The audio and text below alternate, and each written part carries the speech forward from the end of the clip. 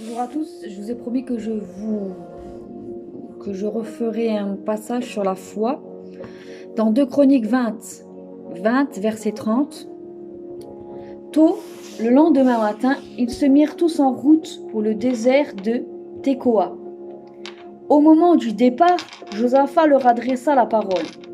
Écoutez-moi, gens de Jérusalem et de Juda. Ayez confiance dans le Seigneur, votre Dieu, et vous serez fortifiés. Ayez confiance en ses prophètes et vous triompherez. D'entente avec le peuple, Josaphat plaça en tête de l'armée des chanteurs revêtus d'ornements sacrés et chargés d'acclamer le Seigneur par le cantique « Louez le Seigneur car son amour n'a pas de fin ». Au moment où ils entonnèrent cette joyeuse acclamation, le Seigneur jeta la confusion dans les rangs des Ammonites, des Moabites et des Édomites, qui marchaient contre eux, les Judéens. Et ils se battirent entre eux. Les Ammonites et les Moabites commencèrent par attaquer les Édomites, et ils les massacrèrent jusqu'au dernier. Après quoi, ils s'exterminèrent les uns et les autres.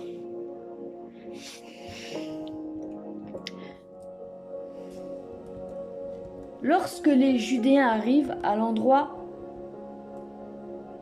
d'où l'on peut observer le désert, ils portèrent leur regard vers l'armée ennemie, mais ne virent que des cadavres gisant à terre. Il n'y avait pas un seul rescapé. Josaphat et son peuple se mirent à piller le champ de bataille et ils trouvèrent une grande quantité de bétail, des richesses, des vêtements et des objets précieux. Il y en avait tant qu'ils passèrent 3 jours à amasser du butin. Et ils ne purent même pas tout emporter. Le 4e jour, ils se réunirent dans la vallée de la Béraka. Cet endroit porte aujourd'hui encore le nom de vallée de la Béraka. Car c'est là qu'ils remercièrent le Seigneur. Tous les habitants de Jérusalem et les autres Judéens, avec Josaphat à leur tête, se mirent ensuite en route pour regagner Jérusalem, le cœur en joie. Le Seigneur leur en avait en effet donné une grande joie en les délivrant de leurs ennemis. Ils entrèrent dans la ville au son des harpes, des luttes et des trompettes. Des lyres, et se dirigèrent vers le temple du Seigneur.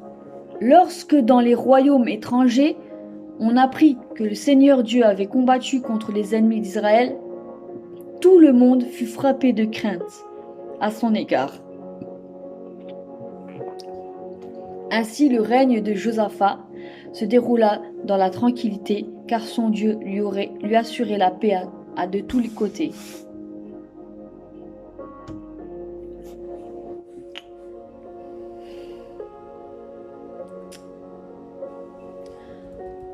On voit que dans ce passage-là, il y a eu beaucoup de choses. Il y a eu beaucoup de choses de passé.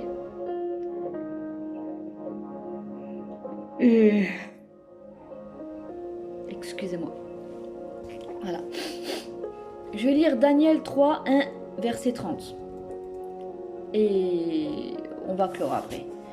Le roi Nabuchodonosor fit construire une statue d'or de 30 mètres de haut et de 3 mètres de large, et leur donna qu'on l'adresse sur la plaine de Doura, dans la province de Babylone.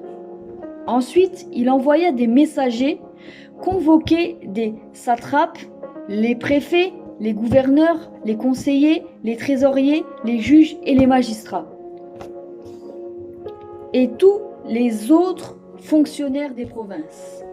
Ils devaient venir pour l'inauguration de la statue que le roi avait fait dresser. Tous ces hauts fonctionnaires se rassemblèrent donc et prirent place devant la statue pour la cérémonie d'inauguration. Le maître de cérémonie cria d'une voix puissante: « Gens de tous les peuples, de toutes nations et de toutes langues, écoutez l'ordre que voici.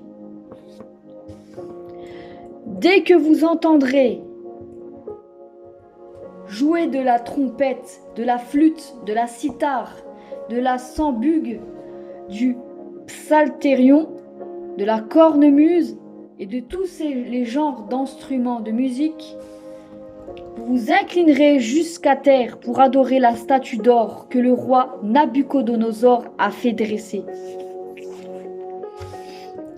Si quelqu'un refuse de s'incliner et de l'adorer, on le jettera immédiatement dans la fournaise où brûle un feu intense. » Ainsi donc, dès que les gens de tout peuple, nation et langue entendirent jouer de la trompette, de la flûte, de la cithare, de la sambugue, du psalterion et de tous les genres d'instruments de musique, ils s'inclinèrent jusqu'à terre et adorèrent la statue d'or que le roi Nabuchodonosor avait fait dresser. Et là, je voudrais parler des amis de Daniel restent fidèles à Dieu. Aussitôt après, quelques Babyloniens virent accuser les Juifs. Ils s'adressèrent au roi Nabuchodonosor. On lui dirent: « Longue vie au roi! Sa Majesté le roi lui-même a donné l'ordre suivant. Oyez, oyez! Tout homme devra s'incliner jusqu'à terre pour adorer la statue d'or. Dès qu'il entendra jouer de la trompette, la flûte, de la cithare, de la sambugue, du psalterion et de la cornemuse et de tous les genres d'instruments de musique.